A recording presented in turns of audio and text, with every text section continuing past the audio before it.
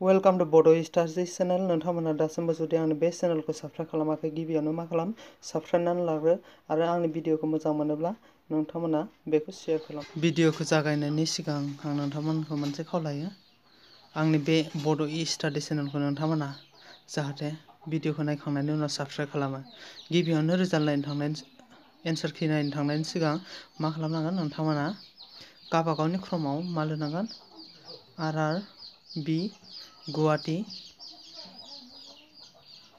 RRB Guwahati होननानै नैबावहाय लिरना होनांगोन। बेनि उनाव मा खालामनांगोन सार्च खालामनांगोन। सब बेबायदि मोनसे पेज फैगोन आरो गोजौथाराव बेबायदि मोनसे दङ CEN नं 2 होननाय लिरनाय दं भिउ कुइसन पेपर रेसपन्ड एन्ड किज होनना। बेखौ मा खालामनांगोन क्लिक खालामना होनांगोन। बेनि उनाव गाहायथाराव थांनानै नोंथांमोना मा खालामनांगोन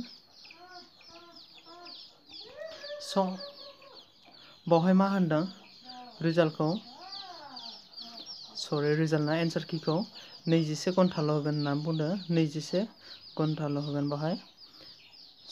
नोंथांमोना मा खालाम लगइन। रिजाल्टआ दा हरनि 12 रिंगायावनो जोबगोन। एन्सार किया दा हरनि 12 रिंगानिफ्राय बन्द जागोन। नोंथांमोना दानो नायनांगोन। बावहाय लिरनांगोन गावबागावनि माखौ रेजिस्ट्रेशन नम्बरखौ इउजार आइडियाव लिरना होनांगोन। लोगोसे बावहाय मा खालामनांगोन डेट अफ बार्थ लिरनांगोन, मान्थ लिरनांगोन, इयार लिरनांगोन।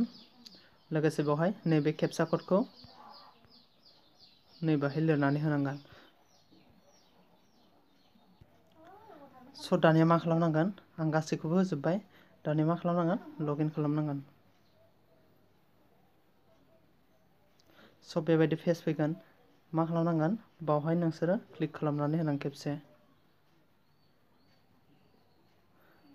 बेबायदि फैनाय लोगो लोगो मा खालामनांगोन to download your question paper response sheet for RRB group D level 1 click here होनदों। बेहाय क्लिक खालामना होनाय लोगो लोगो बेबायदि मोनसे पेज फैगोन आरो गोजौथाराव मा खालामनांगोन प्रिन्ट होननायाव सेभ खालामनो थाखाय प्रिन्ट होननायाव मा खालामनांगोन क्लिक खालामनानै होनांगोन।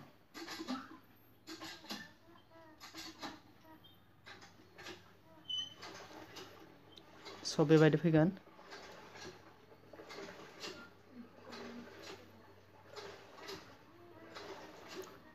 बेबायदि फैनाय लोगो लोगो नै बावहाय नोंथांमोना मा खालामनांगोन क्लिक खालामनानै होनांगोन। दानिया मा खालामदो मोनबेसे गासै 36 था पेज। अब्लानो मा खालामनांगोन नै बावहाय मा खालामनांगोन क्लिक खालामनानै होनांगोन।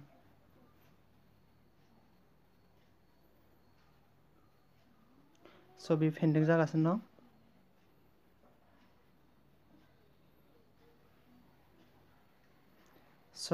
बियो सेभ जाबाय। नोंथांमोना बेबायदि नायनांगोन।